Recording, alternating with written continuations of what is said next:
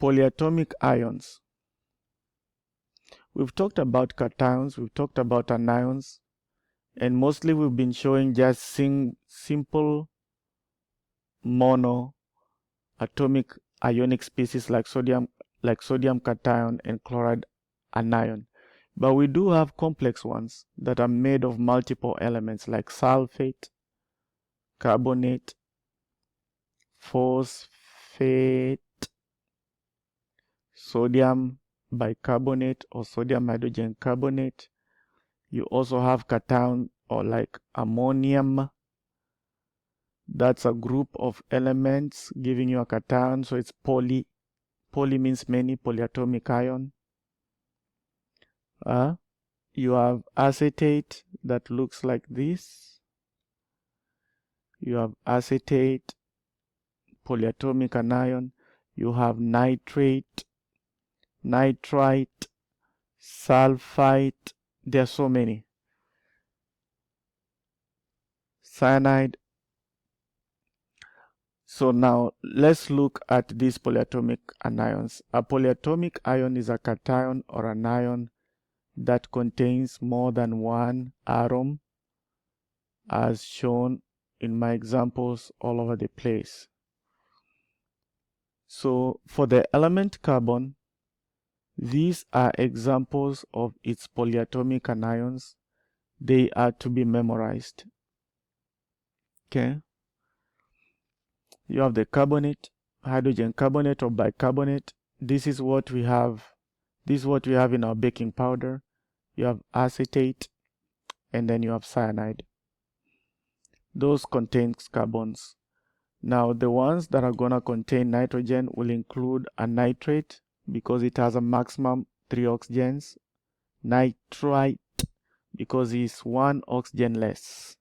So we go with 8 when there's full amount of oxygen. We go with 8 when there's fewer. Okay, for oxygen, we have hydroxide. That one you have an idea about it. That's hydroxide, OH minus. For phosphorus, we have a phosphate, hydrogen phosphate, and dihydrogen because there are 2 hydrogens, dihydrogen phosphate. For sulfur, we have the sulfate. If there's maximum 4 oxygens, it goes with ATE. If there's only 3 and not 4, 1 less, we add ITE, so sulfite. Then you have hydrogen sulfate or bisulfate, and then you have hydrogen sulfite because there's only 3 oxygens, or bisulfite. These are usually to be memorized, and based on the charges that they have, they can combine with metals to make sure that the compound, ionic compound they make, is neutral, like we did before. So let's do just that. We still have to combine our anions and the cations, but force the resulting compound to be neutral. So if you take sodium with a nitrite, remember that nitrogen would give you a nitrate with maximum number of oxygens, ATE. This is O2, not O3, so nitrite, ITE. I see the charges are balancing, so take this as a group. Remember my formula? Drop the 1 under the group. I introduce the parentheses, drop the 1 under the sodium. So it's going to be Na1, and then this polyatomic anion, the group, is also going to get a 1. We always imply those ones. The 1 subscripts are implied. That will be the formula for sodium nitrate. Now, because you have +1 and -1, if you add, it's 0. Sodium nitrite. Sodium nitrite will be the formula. The name of this ionic compound is overall neutral, no overall charge. Now let's take barium, which is found in main group 2A. So it's a metal. It loses 2 electrons to give you 2+. And the sulfate. follow my process again. Group this in parentheses. Drop the 2 below the parentheses. Drop the 2 below barium. We are going to end up with, I'm putting parentheses because that's polyatomic anion. You're going to end up with the 2 here under the barium and the 2 under the sulfate. In my previous lecture, I told you that elements combine in whole number ratios. We can divide this by 2. The formula now becomes barium 1, polyatomic anion sulfate 1. Imply the ones, remove the parentheses, that will be the formula.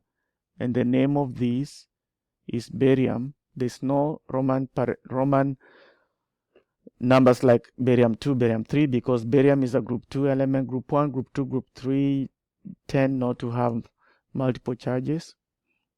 So it's barium sulfate because the name of the polyatomic anion is sulfate. When you have SO3, 2 minus, that one is a sulfite because it's less 1 oxygen compared to the daddy SO4. Okay, SO4 is a sulfate, SO3 is sulfite. Very easy to name. Once you know the formula of the polyatomic anion, it helps to name the compound. Now, what if you have unequal charges? You want to force charges to cancel.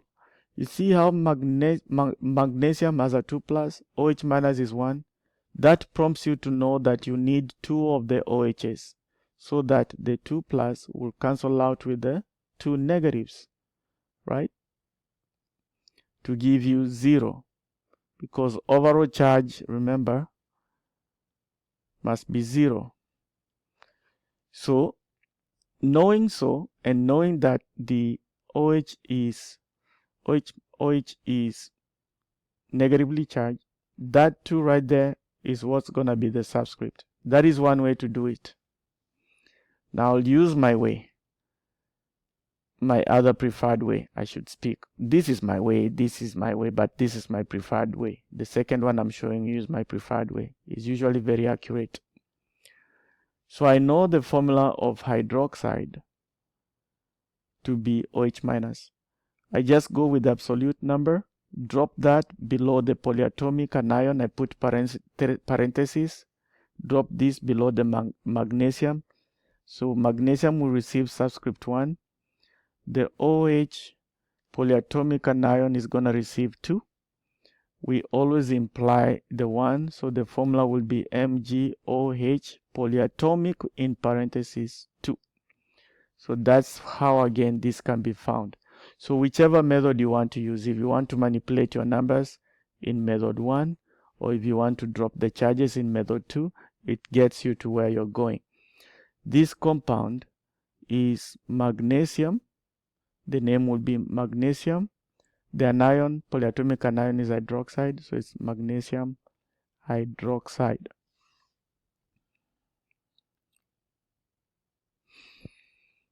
So I've already showed you how to name these ionic compounds with polyatomic ions. So firstly, you name the cation, then the anion, which most likely is going to be polyatomic. So based on the table here, we know the names of our polyatomic anions. So those ones will become the suffix part of our name. So sodium, this formula can be split to sodium plus and the bicarbonate, okay, or hydrogen carbonate. So if you combine the name of the metal, sodium, and the name of the polyatomic anion, this one, bicarbonate, the name will be sodium bicarbonate. This one is aluminum. Aluminum always has a charge of +3, no need to say aluminum 3. And then I know that these 2 came from the sulfate, these 3 came from the aluminum, which is why I put 3 plus here. The sulfate, the sulfate gave the 2. It's an anion, so it will be 2 minus. So the name of this will be aluminum sulfate. That's the sulfate from our table. Okay, so in summary, you have key features used in naming ionic compounds. Ionic compound is usually formed from a metal and nonmetal. The MERO gives you the cations, then a MERO usually gives you the anions, but keep in mind you can have the polyatomic anions. So naming the cation can go in two ways. You can name the MERO with a fixed charge, just use the direct name of the MERO. For example, sodium is always Na+, so just say sodium.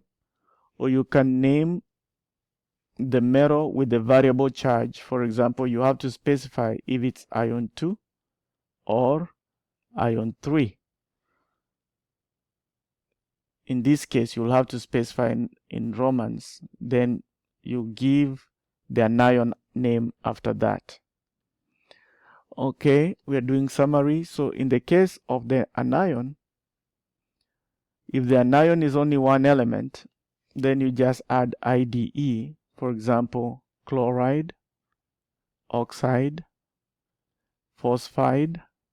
Those are just one element, single elements as found in the periodic table, nitride, and so forth. But if it's polyatomic ion, then you have to use the polyatomic name. Remember that you're using ATE if there's maximum oxygens, or ITE if they are fewer. For example, this right here, we say it is a sulfate, but this right here, we say it is a sulfite. It has few oxygens.